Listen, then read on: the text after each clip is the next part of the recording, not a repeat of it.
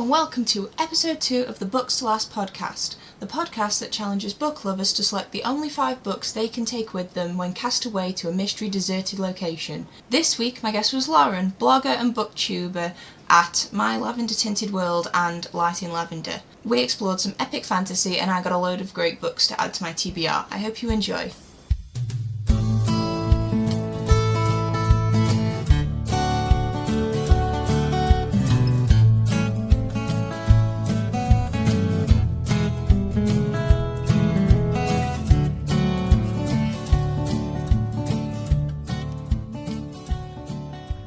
Hello, thank you so much for being on the podcast.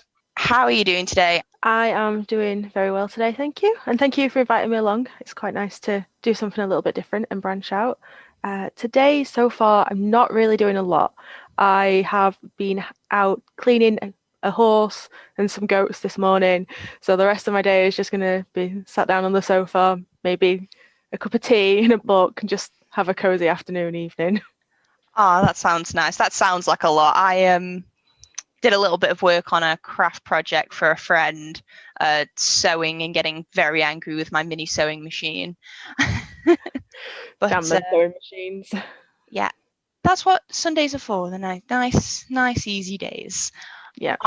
So, are you reading anything at the moment? And what are you thinking of it? I have just finished The Poppy War, which I really enjoyed, and I am going to be starting Fable by Adrian Young. I think that's what I'm going to read tonight. I've signed myself up. I've joined a readathon thing for January, February. So my next book is Fable by Adrian Young, and that's what I need to start reading next. I've heard a lot of good things about that one. I think I read Poppy War like last year or the year before, and it was so good. It's so well written. But I remember I hadn't really read any sort of warnings going into it, so parts of it kind of gave me nightmares afterwards. Nightmares are never good, but it kind of got to the point where I was like, I really need to know what happens next. But I'm too scared to pick up the next book in case. I was like, I need to be in the right mindset to be prepared and based on the reactions I've seen for the next 2 sequels, I'm like, it's gonna destroy me, because that one book alone is so powerful, and it's really impressive when an author can make you care that much about their characters in just one installment. Yeah, I didn't know about. All I knew was that it was a girl who got into this like prestigious military school and then ended up in a war. That was pretty much my entire understanding of this book. But I think my reading tastes have never been age appropriate. My mum has always recommended books to me. So from like 12, 13, I've been reading historical war fiction, and like I started reading Game of Thrones when I was 13, 14, which is really not age appropriate. But my mum was like, you need to read this. Yeah. Why, Mum? Why? See, I was the same. I read Game of Thrones quite early on, and it's the same sort of stuff. I think just with the Poppy War, it's because I was quite a substantial way into it before it sort of skidded straight into like a whole new area, and I was like, whoa, not ready. But it was so amazing. It's so well written, and I think books, they're good when they really make you feel things and really get to you, and it definitely did that for me, and it's definitely one. It is really, really good, and it's worth all of the praise. I think my main issue now is going to be I got the Illumicrate editions when they did the really pretty trilogy editions. Yeah. And because they're so pretty, it might be difficult for me to want to pick them up and read them because I'm too scared. Yeah, I don't want to ruin those books. Yeah, it's like I may have to get like Kindle versions to read because my partner doesn't get it. Like he comes and looks at the books, and he's recently got into the mystery and thrillers and crime novels and that sort of thing. And he was reading a bit of Agatha Christie, and I really wanted him to read The 7 Deaths of Evelyn Hardcastle by Stuart Turton, because it's amazing. And he came and he said, oh yeah, well, why don't I just borrow this version? I was like, you can't borrow that version. He said, why? And I was like, because that's my Goldsboro version. You can't have that. You're not allowed to read that. I'll buy you a paperback copy for you to read. I was like, but you're not. No, that stays on the shelf. That doesn't leave the shelf. This is the collector's version. Yeah. Don't touch it. Just like anything that looks too pretty to be real stays on the shelf. Yeah. It's not ideal. It's why I end up with paperback copies and hardback copies of my favorite books, because I like ones that I can be less careful with, I suppose. Yeah, the spine on the Poppy War now is like very, because it was paperback, it's very much like just very fold open to try and read each page properly. So there's quite a few creases on it. Oh, I was the same with, because I read Poppy War and did I read? No, I read Poppy War as an arc, I think, back when I had the blog. Yeah. So I read it the sort of an ebook version, and I can't remember. I think I did own a paperback at some point. Whether I read both, I'm not sure. But yeah, it was excellent, and I remember loads of people were raving about it, and rightly so. Yeah. So, for the benefit of any listeners, I'm going to just sort of explain a little bit about how the podcast works and what it's about, and then we can dive into the exciting part, which is your list.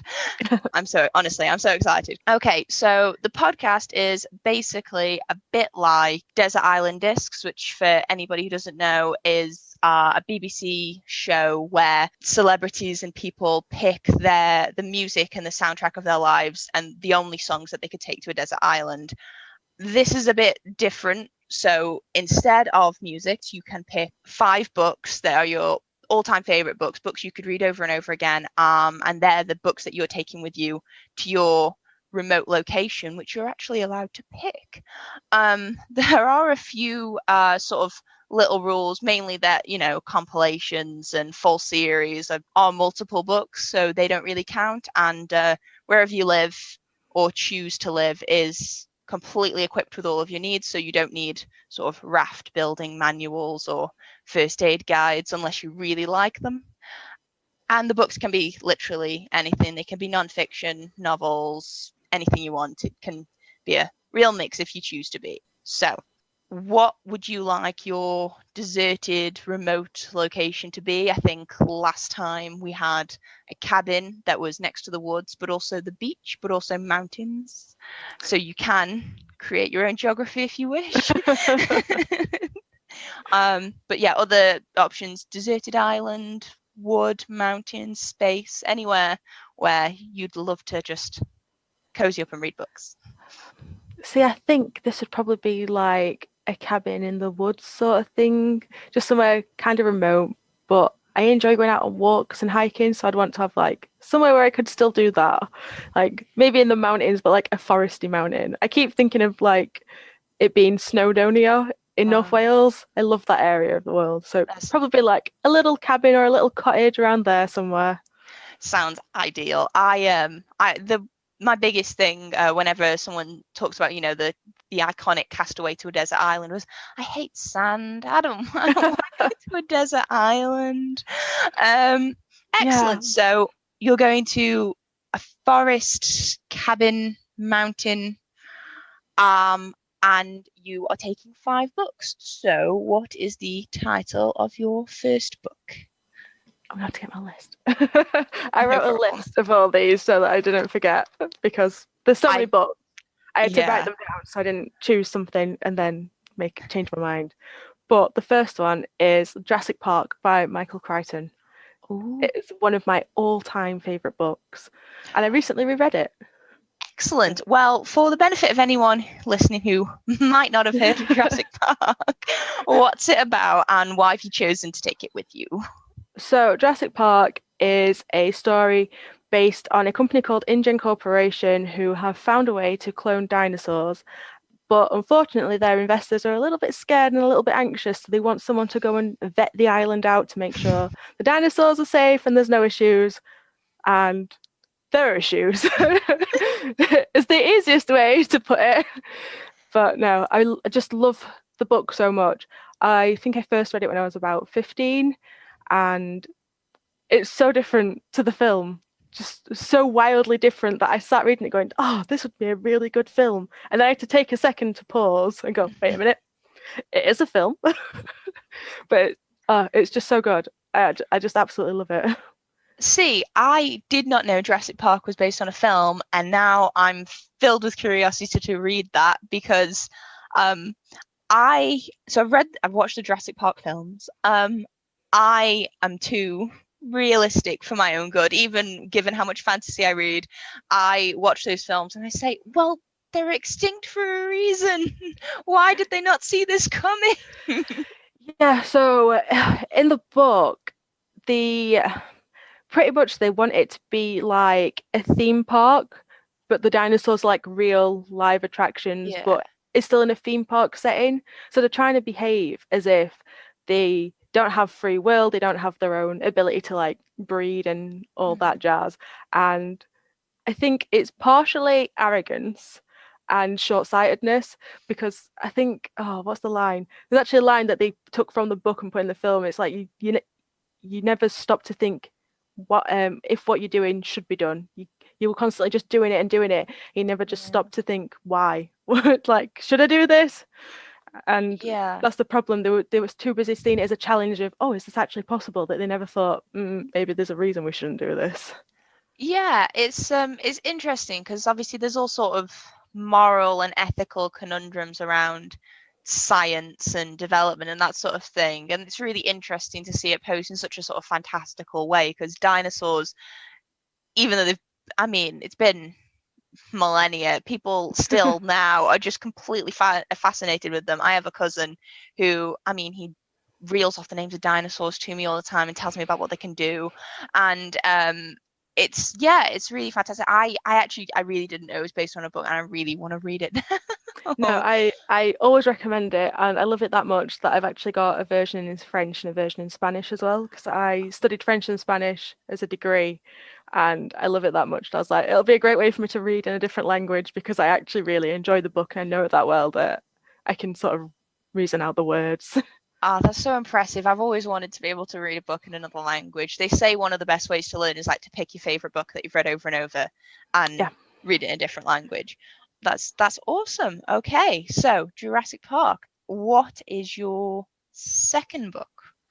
So my second book is Witches Abroad by Terry Pratchett. So this is one of the Discworld books. I think it's the third in the Witches series, but it doesn't really matter because they don't really continue. There's like little jokes that you might miss, but otherwise the plots don't have like a strict sort of pattern. It's in a way the Discworld is written as real life, so you can pick it up at any point in the entire, I think it's 40 books, maybe more. Don't matter which book you pick up. The only thing that you'll miss is maybe some little in jokes along the way, but it's not that much of a problem. But this one, they one of the witches is bequeathed a fairy godmother wand and has to travel across the Discworld to her child that she's got to look after. So they they travel across like a European setting, and it's just it's in a way it's fantasy with social commentary. So they go to a place and they're like asking for things and they call the waiter garçon instead of garçon in French, and they're saying silver plate instead of s'il vous plaît, and it's just little things like that. And I'm sure this one is the one where they end up in a house that's in a tornado and the house falls on one of them, as in the Wicked Witch of the East from Wizard of Oz, and some dwarfs come up and try and steal her shoes. And she's like, "What are you doing?" It's like, "I don't know, we just want to steal your shoes." Oh, that's I've been okay, so I've been meaning to get into Terry Pratchett for the longest of times. I've just I got I looked into all of his books, and it's like, see, there are like 40 books, and like the Discworlds, and they're all sort of part of different worlds. I remember just seeing them and just being so completely overwhelmed about where to start. But I really, that sounds like a really great place to start, and it's good that there's always a fear that you might miss something if you do skip Yeah, into the wrong area. But that sounds excellent. It's really yeah. good. Yeah, The yeah. witches and Death are my favorite characters in the Discworld. So any that fall into those series, I'd recommend as like a starting point.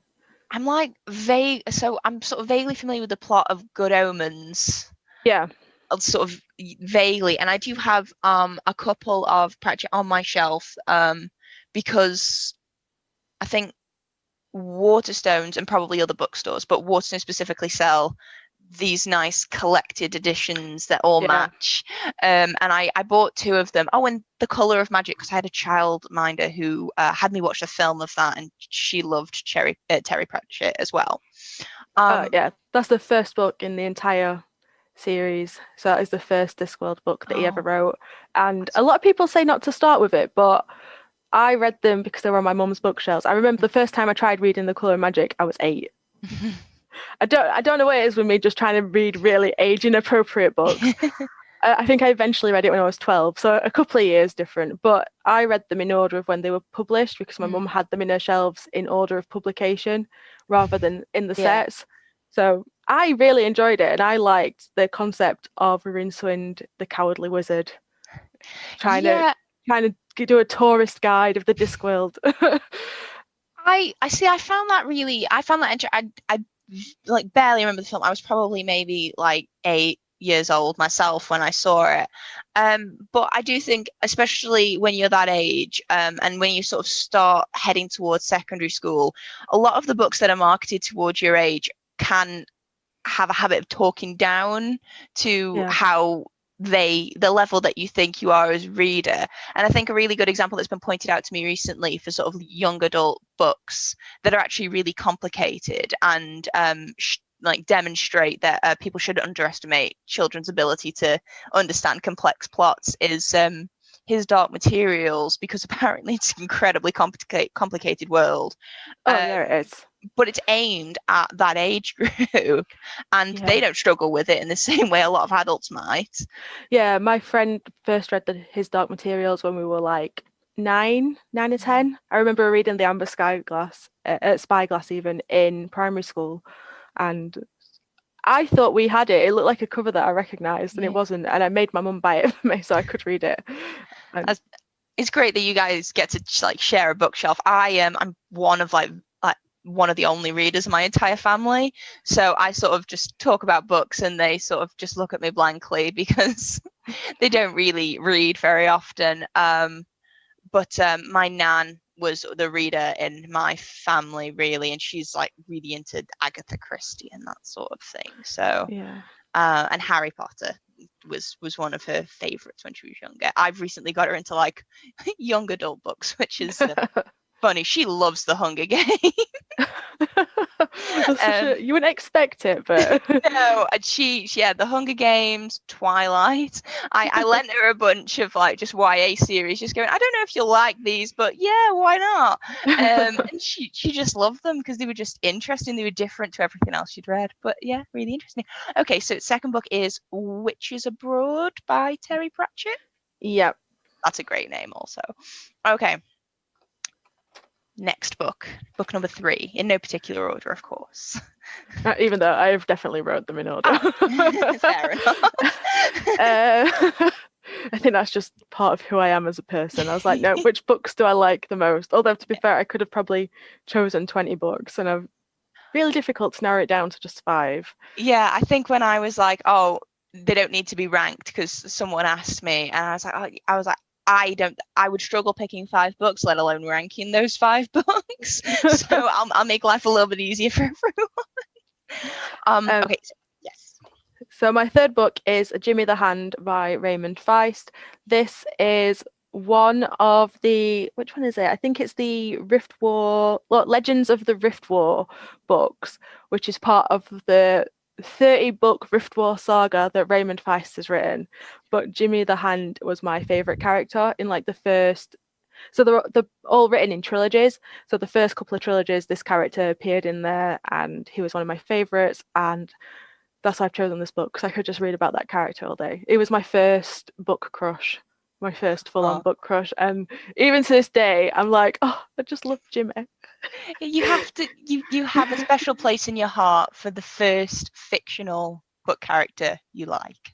Yeah, it was that bad that I now like the name James. So if I ever have like children and I have a boy, I want to call him James, and it is because of Jimmy the Hand, who was a thief, but it's just so beautifully written. Thieves are the best ones. I remember, yeah, I completely get that. I mean, you like long book series. Yeah.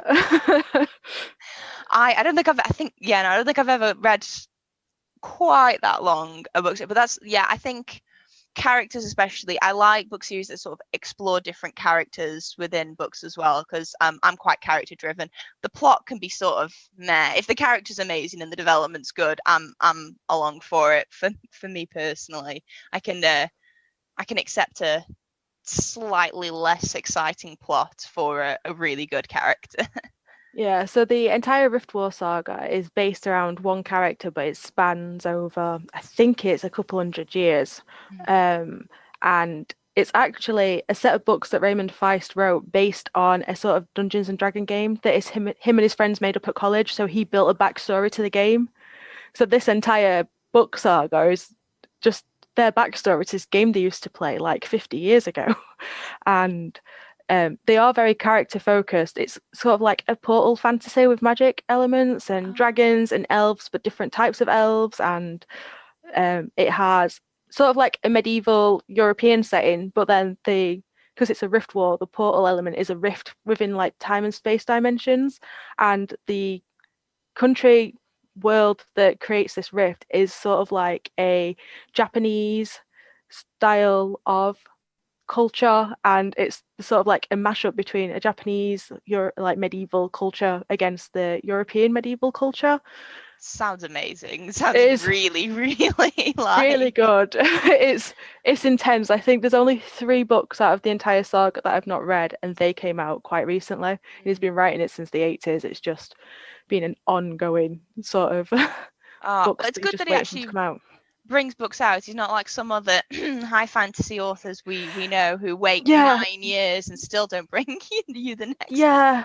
No, I didn't realize that it finally been finished because we were getting them as they came out, and I think there's 3 left that I've not read, and now I'm like, I don't know if I want to Don't read want to them. finish it. Doesn't want. It's honestly that sound. I mean, there is some world building and like people's minds, what they're able to come up with, that you just like kind of feel like you have to look at a book in just like awe because I mean, I consider myself an imaginative person, but I could not even begin to comprehend creating something so huge. Yeah, it's so complex. I just it's so difficult to describe the entire thing because it focuses around different characters, but it's very sort of each trilogy has a set purpose and a set thing that it's trying to work through. But then it just builds into the overarching sort of storyline for this one character, Pug, who Oh. becomes a magician. Um, but it's also heartbreaking. I think the reason I stopped reading it is because the last book literally just had me sobbing for 2 hours. And I was just, I think this was maybe 10 years ago I read that, and I'm still struggling to comprehend the emotional impacts that book had on me. It was just, you just turned a page, and I was like, no, no, no, why? Why have you done this? Oh, that sounds amazing. It sounds a bit like, and I mean, correct me if I'm right. It sounds a bit like the Farseer it's Oh, Farseer I've not actually trilogy, read but that. yeah, Robin Hobb's set of trilogies and sagas and books because I started reading The Assassin's Apprentice on the recommendation of someone else, and it's all sort of set in the same world, but it goes around different characters, I think, with each series. But I have only started the first trilogy, so I may be incorrect in drawing that comparison. I have heard good things about that, but I've never actually read it. It's one of them that I keep seeing and going, I would probably really enjoy that book. I need to pick them up and start them, but I've Yeah. got so many books already to read. I need to just get through them, and then maybe I can start some new ones. I think there are books, aren't there, that I have like my want to read list sort of outside of the ones that I own is sort of split into books that have been recommended and people say that I'll like, and books that I already know enough about that I know when I do read them, I'm going to love them, but I just haven't had chance to do that yet. Yeah, I don't know how, but I seem to pick up on books that, although they've been recommended and what other people have said, they seem to be ones that I enjoyed. There's not many books that I just pick up and don't like, but I think it's because I read quite, not really narrowly, but I read pretty much just fantasy or like high fantasy or epic fantasy. So the past like 12 months I've been trying to branch out and Yeah. read more varied things. I'm not doing very well still, but I've read a couple of sort of romance, but like contemporary romance books that I don't normally read, and I've Yeah. kind of enjoyed them. And but it is still just a lot of fantasy. Yeah, I think it's good to just know what you like. I kind of have like in the same way that I listen to different music depending on how I'm feeling at the time, my reading really veers all over the place in terms of like genre and that sort of thing. I do tend to always come back to fantasy as my favorite and my staple. Um, but I don't tend to dislike much that I read, mainly because I usually can tell from the blurb that I'm gonna like it or it's my sort of thing, or I'll go based off authors and if they're connected to authors I like as well. But also because I kind of go into every book with my mind made up to like it anyway, because I if I Yeah. don't like it or if I'm not feeling it halfway through, I probably just won't finish it. And it doesn't happen very often because usually, even if something's just okay, it's just okay is fine because it's still giving me something is by way of escapism or something to think about. So Yeah, I think I've found that the ones that I've not, I won't say disliked, but the ones I didn't enjoy as much in the past few months have been arcs that I've picked up. yeah, Whereas it seems like a good premise, but then there's been two that I've read, and one was a novella, and I think the fact that it was a novella kind of let it down because it didn't have enough time to explore the characters. I loved the idea behind it, but it felt like there could have been more to it. yeah, And then another one, it was the first in a set of five that were all published this year. So I think they were all self-published, and I feel again that a lot of the storyline was rushed in that so that all five of them could be released at the same time. yeah. And it sounded great and sounded like something I would absolutely love, but then I just felt, it's it's always annoying when I read something and I'm really excited to read it, and then you just go, oh, Yeah, that's I find that sometimes with I mean, I used to study English literature, so there's a place in my heart for literary fiction, but sometimes literary fiction it's about a message or a metaphor or a theme. It's about the message it's trying to tell, yeah, and that doesn't always translate to very fun stories, mainly because yeah, they're usually very serious subject matter and you have to be in a certain headspace. And I often found with a lot of the stuff I studied at English literature, like in English literature, was it became more interesting the more you picked it apart and looked at one single sentence and found 3 pages worth of meaning in it. It got more interested when you dug into the meaning behind it than just reading it sort of casually. Um, yeah, like the use of colour of red and blue in Jane Eyre to represent the feelings of love. I remember that from my A-level classes. See, I never studied Jane Eyre. I studied Pride and Prejudice, and I love that, and I still love that. But I also studied Atonement, and I despise it. Oh, yeah. I hate it so much. That was a book that I had on my bookshelf for ages, and I finally read it in 2019. And I got to the end, and I was like, what on earth was that? I was so angry. I felt Oh, like I'd been betrayed for the, like, I hate books that do that. I hate it yeah, where you read it and then you get to the end and it's, oh, it was all a dream. lies. It's all And lies. I was just like, I did it last year. I read One Day by David Nichols. My sister-in-law has read that. And when I turn a page, I accidentally read the end of the like. So if I'm on like page 42, I'll read the end of page 44 as I'm turning it. So I read what happened Oh. before I'd read part of it. I was just looking, going, "What? What?" My other half took the book off me and said I wasn't allowed to keep reading that night. So I finished it off the next morning. I just like I want to chuck it out of the window. What? I mean, to be fair, that was my reaction when I finished the Divergent trilogy. I read the Divergent trilogy back to back. I sat on the same spot of the sofa for an entire weekend and I just read them back to back. I barely slept because I wanted to finish the end of them. I was quite young at the time. And I remember reading the last page of the last book, closing it, placing it on my lap, looking at it for a few seconds, and throwing it into the kitchen from my seat on the sofa. Just so, and my mum was in the room, and she was like, "What have you done that for?" And I was like, "What was it? Was it all worth it? What was the point?" Yeah, I hate it when you get to the end and you're just like, well, that was a waste of time. Yeah.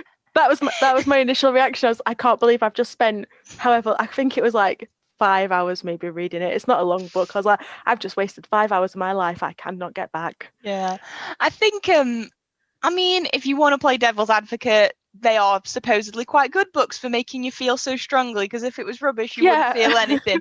But the like Atonement is it's has the protagonist I hate the most in all of the land, and I hate her with it more than I've hated any fictional character. It's just, and at its absolute best, I found it boring, and at absolute worst, I wanted to shred it into confetti, but it was a school book, so I had to read it. Yeah, so I read it and I thought that I liked the premise behind it and liked the ideas that it was going through. And it literally was like the last couple of chapters where everything was revealed. And I was like, why? Why have you done this to me? I hate just being lied to in a book. I think it's not a Let twist. us live in a happy world. Yeah. It's like, it's not a twist ending. It's a lie. You've just lied. Yeah, I had to sort of have a real logic talk with myself after that book to remind myself that it is in fact a fictional character, and it didn't happen. And if I want, I can rewrite that in my brain so those fictional characters do in fact get the ending they deserve, but it took a while to get to that point. Sorry, I've completely... It's fine. Complete tangent. Sorry. Okay, so we've done books 1, 2, and 3. Shall we quickly recap them? Yeah, so we've got Jurassic Park by Michael Crichton, which is a wonderful book, and I literally recommend this book to everyone. It's just one of those books that you should definitely read. Witches Abroad by Terry Pratchett, which I think is one of the better witches books, but mainly because they travel through a European setting and speak bad French and Spanish, and there's a Wizard of Oz style retelling mashup thing in the middle of it, which is hilarious. And then Jimmy the Hand by Raymond Feist, which is my all-time biggest book crush, and it's a book dedicated entirely to that character, and that's the reason I would read it every day if I could. Excellent. Okay, so book number 4. So this one is slightly different from the other 3, and that is Here Be Dragons by Sharon Penman, which is a historical fiction based on a real person. Well, it's all based on real people. It is full historical fiction of medieval England from around the 1100s until I think it's just before the 1100s and ends sometime around like 1170. And it focuses on a Welsh prince, and I'm absolutely going to butcher this pronunciation, but it is Llywelyn Fawr, which is Llewellyn the Great, and he was the prince in charge of North Wales during the reign of King John, and he was married to King John's illegitimate daughter. So it's like a weird family dynamic, but it got me really into history and started my love affair with history. And even though the characters are real people, I cry because it does their entire lifespan sort of thing. I'm honestly so proud of you for even attempting to pronounce it, to be honest, because I mean, we go to Wales regularly, and Welsh as a language scares me more than anything, just because, I mean, if you've ever anyone who's ever looked at a Welsh word understands. If you don't know it, you don't know it. Yeah, it's not a language you can make an assumption about. It's the pronunciation is, in a word, crazy. It's something that absolutely needs to be taught. It's not something that you can just pick up.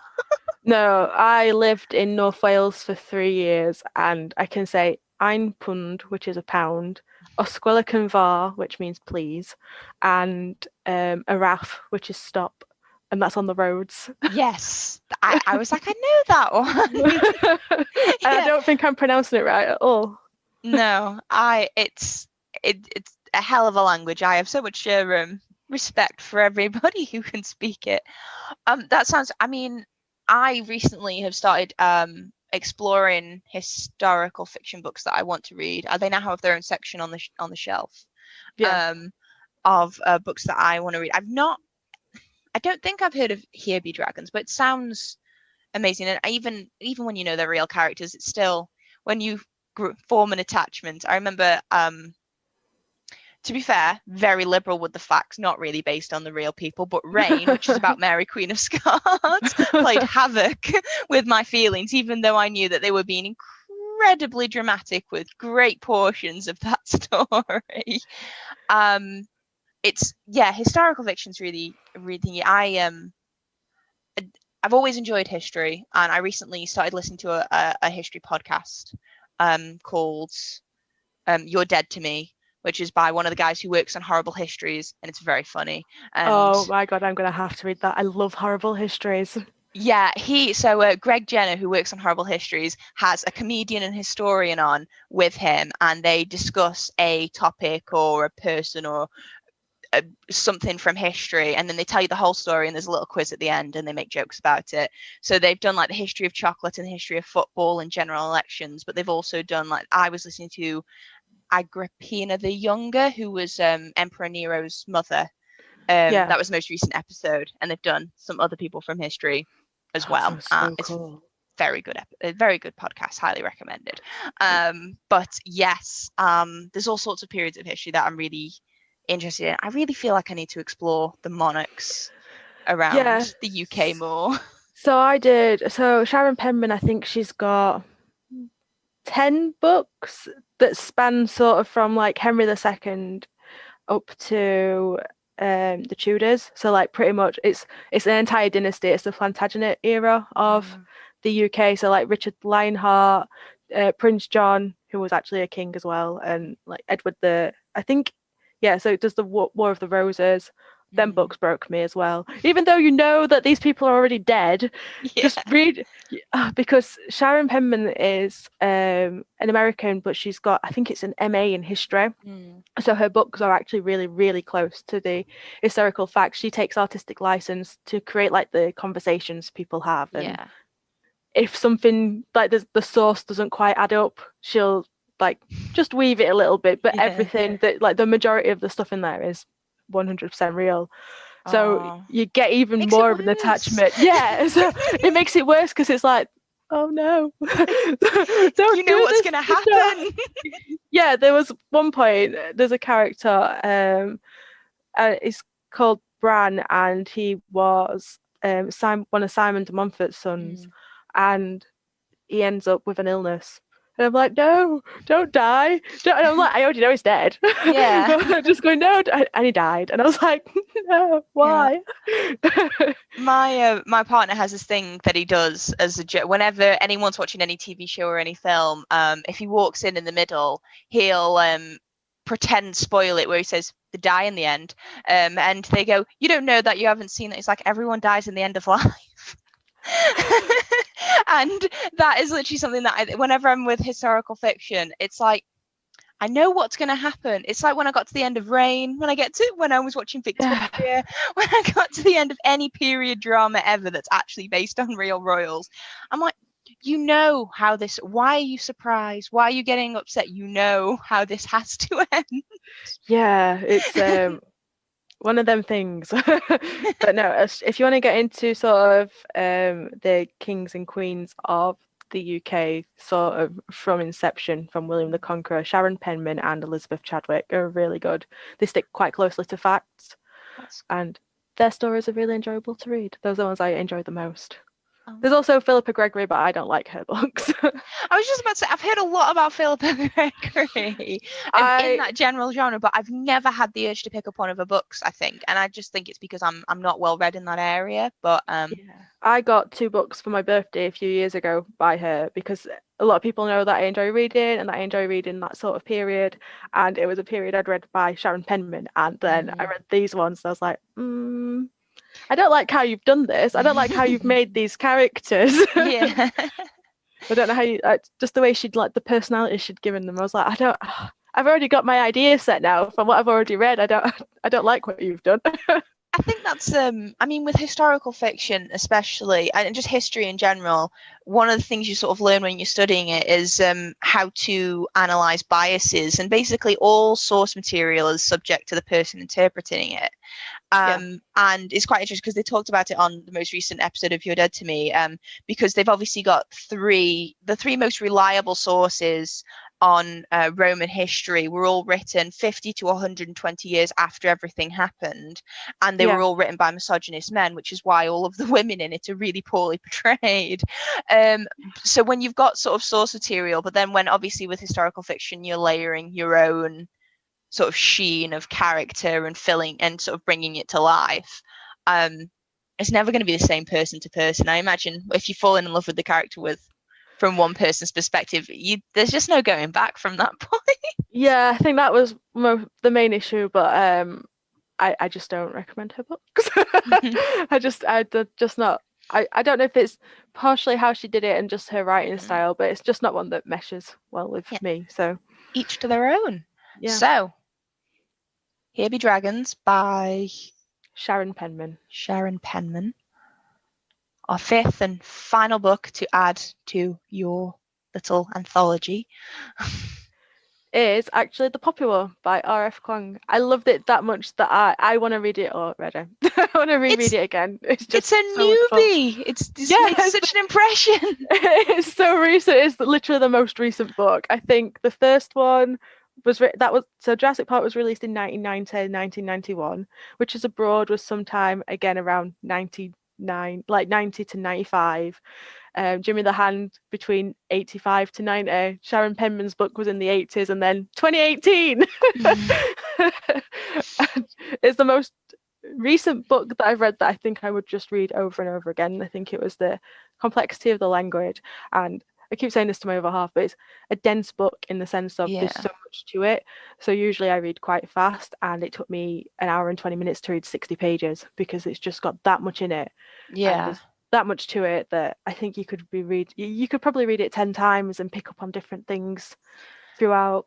It's a masterpiece. It's so well written, and the fantasy elements, because it sort of draws on real historical events in part, but it is a fantasy book for large parts of it, and it's such interesting, like the way that the magic and the world works is just the world building's fantastic. It's just so well written. She's just fantastic. I loved the way the characters were done. I liked like the little things to link it back to sort of Chinese history of like the zodiacs. Each of the provinces were named after the zodiac signs, and there's 12 of them, and just little things like that. I like little links and stuff where you read it and you go, oh, that's cool.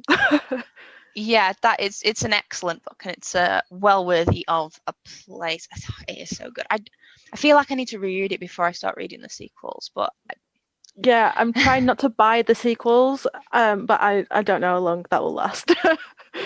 But I think I'll probably get in the Dragon Republic sooner rather than later. But I want them all in paperback because I don't like having mixed sizes.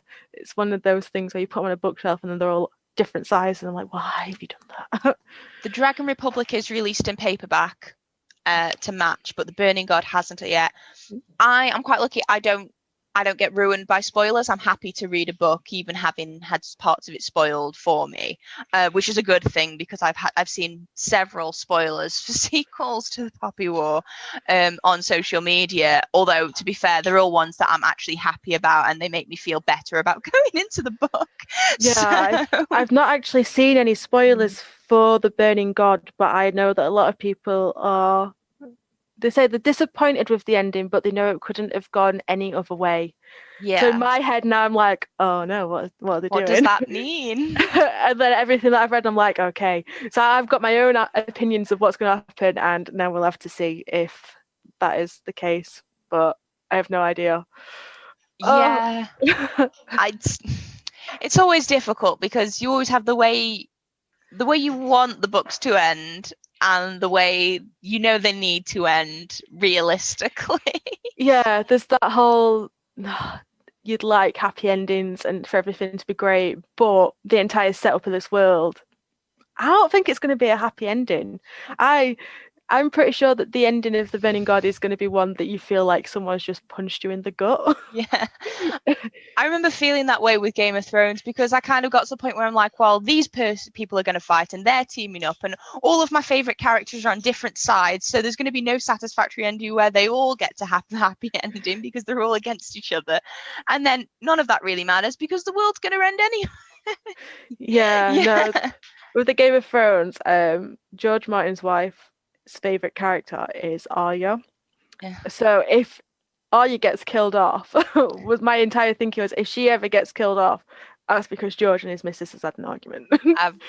So I mean, that's a power move. Yeah, I can't imagine that it'd do that. Can you imagine your wife like being like, "That's my favorite character. You can't hurt her," and then... I would never forgive for the rest of my life. Yeah. So my entire mindset with Game of Thrones was, if Arya dies, that's because they've had an argument. Must be. Yeah, I think the thing I liked most about the Poppy War is, like you say, it's not like a lovely, nice, rose-tinted glasses, everyone walks off into the sunset kind of book the whole way through. And they really do a really good job of exploring the grey areas of war and how everyone thinks it's as simple as good guys and bad guys, and it never ever is. And everyone does bad things when they're everyone does things that they might not do under other circumstances when they're in that kind of it's just I think it made you think hard, give you like the hard questions of war. So like this, where Rin's doing strategy, it's like, how do you get rid of them? Do you flood the entire plains and kill everyone to stop him, or do you try and stop him a different way but then risk these people dying? And it's what cost is too much cost? And like how far is too far when it comes to war? It's so well written, and the characters are really excellent. I found this when I'm talking about books I haven't read for a while with people who've read them recently. I find myself parts of the plot coming back to me, and then every now and then with books like The Poppy War or other books that I've written that have got endings that kind of destroyed me, it kind of comes back to me in pieces before eventually the punch to the gut comes back and I'm like, oh my god, that's actually how it ended. Yeah, I hate when you read a book that you can half remember and then you're like, oh no, it's happened. Yeah, The Poppy War as final choice is fantastic. But yeah, it's a really excellent book. So if we could just run through your 5 books that you're taking with you, and then we can talk about any honourable mentions you might have. So the full list is Jurassic Park by Michael Crichton, Witches Abroad by Terry Pratchett, Jimmy in the Hand by Raymond Feist, Here Be Dragons by Sharon Penman, and The Poppy War by R.F. Kuang. Excellent. Those were your choices. I imagine they were very hard to narrow down. Yeah. just a tad. Do you have any honourable mentions that was so close to making the list but didn't quite? Yeah, so there is another Terry Pratchett book, Soul Music by Terry Pratchett, which is one of the books that features Death as like a main character. And there's just something about Death as a character which has always fascinated me within the Discworld. So Death has a fascination with humanity and life, and in his realm he tries to replicate it, and he tries to pick up things and become a person in a way, but it doesn't work because he's deaf. So he like tries to learn how to play the violin, it doesn't work. He tries to learn how to cook and it doesn't work. And his house replicates what you'd imagine a house to have, so like a umbrella stand, but is where he lives it doesn't rain, so there's no need for him to have one, but because that's what he's seen in houses, that it's there. But Soul Music is where his adopted daughter has died, so he wants to forget everything, so it's like him trying to not be deaf. Yeah, Soul Music by Terry Pratchett. Terry Pratchett, my bad, sorry. Sorry. Any other honourable mentions that you wanted to throw into the hat? So probably the first book in the Rift saga, just because it starts everything off and I love the way it starts. So our main character, Pug, is an orphan in this town. Comes to the day where they'll get chosen for an apprenticeship and nobody chooses him.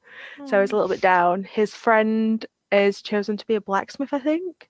But then the magician for the town, or like the wizardy healer person, comes across and decides that he needs an apprentice, so he takes him on.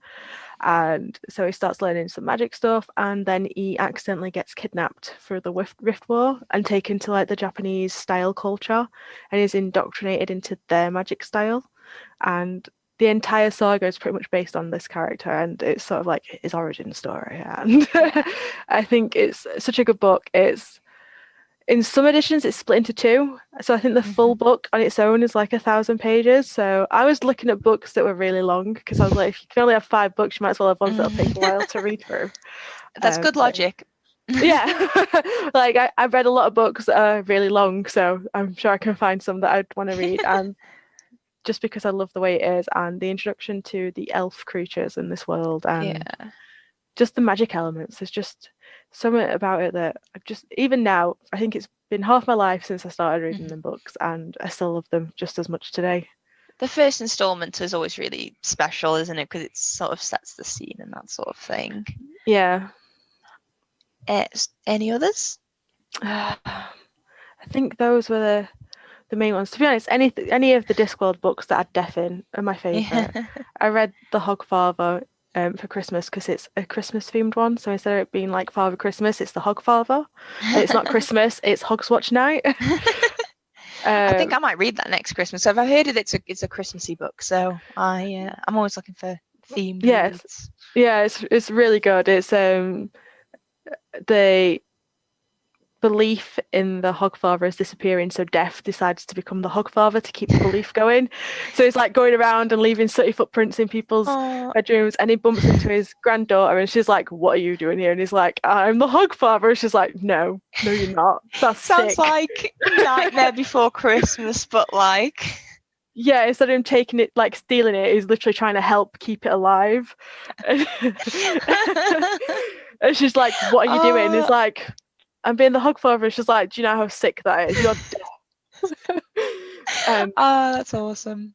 So yeah, any one of the books that have got death in, I just want to read over and over again. So Excellent. Well, I mean, you've given me like a bunch of books to just add to my wish list and that I need to now go and check out. So the ever-growing wish list. So thank you so much for that. And all right. Thank you so much for chatting with me. If anyone wanted to check out you and your book recommendations and other things you might say on the internet, where might they find you? So you can find me on Twitter and Instagram under Lolalong, which is LOLLALONG. It's a childhood nickname. And when social media was first around, you didn't think about what you were putting, so I knew no one would have that. And also I have a YouTube channel under the name of Lighting Lavender and a blog of mylavendertintedworld.co.uk. That's great, and they're both great things that I recommend all the listeners check out, because I have myself recently, and that you produce some really excellent content, so thank you very much for that. If anyone wanted to check out the podcast, we are now on Apple Podcasts. I got my approval through recently. And we are also on all of the socials, Facebook, Instagram, Twitter, at Books to Last Pod, because one of them doesn't let you have enough characters to have podcast. So at Books to Last Pod. And if you like what you've heard, subscribe to the podcast using your usual provider, and see all of our exciting episodes coming up. Once again, thank you for joining me and giving me your precious time and patience, given all of our lovely technical issues. That's and thank you to everyone for listening, and until next time, bye for now. Bye. Bye.